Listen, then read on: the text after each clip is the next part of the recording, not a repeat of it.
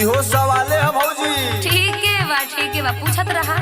अरे कौन चीज हाथ में धइला पे कांपे लागे शरीर, अरे कांपे लागे शरीर ता जब सैया धरावे हो मनवा कर की धली फिर हो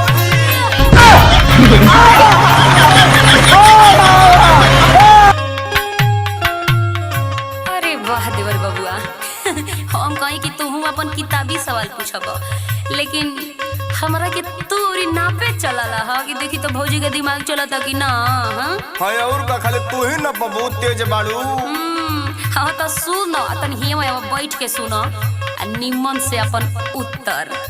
ठीक है भौजी बोला। सुन झींगा मछरिया हाथे में धइला पे कांपेला शरीर